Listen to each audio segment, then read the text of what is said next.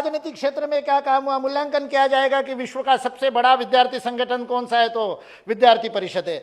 विश्व का सबसे बड़ा और श्रमिक संगठन कौन सा है, तो भारतीय मजदूर संघ है।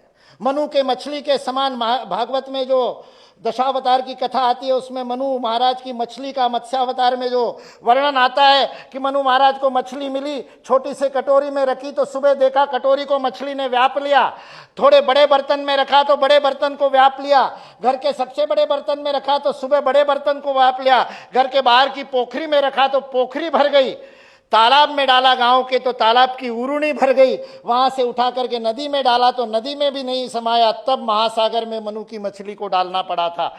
जहां डाल दे उस पात्र को व्याप लेना, ये जो मत्स्य अवतार का गुण है, स्वयं सेवकों का भी यही गुण है।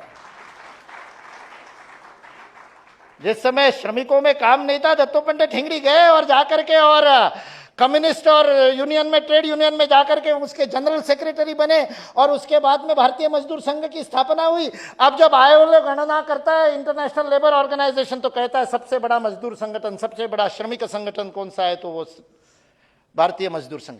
जिस क्षेत्र में गए उस क्षेत्र को व्याप लिया। सेवा के अद्भुत उद्धार, सेवा भारती जितने सेवा प्रकल्प चलाती है कहीं नहीं है। विश्व के सबसे नंबर 1 संगठन खड़े हो गए। ये मूल्यांकन का एक तरीका हो सकता है, लेकिन संघ तो स्वयं का मूल्यांकन केवल इसी आधार पर करता है, मैं नहीं तू वाले कितने स्वयंसेवक तैयार किए, 1% और 3% पहुंचे कि नहीं पहुंचे, अभी कितने मंडल पूर्ण मंडल होने बाकी है, अब कितनी बस्तियों में शाखा लगनी बाकी है। चर्चा आज भी 100 वर्षों बाद यही होती है, क्योंकि 10 दिशाओं में जाकर के सारे समाज व्यापी सर्वस्पर्शी संगठन के रूप में यह राष्ट्रीय चरित्र के निर्माण का यज्ञ चलाना, यही स्वयंसेवकों का काम है।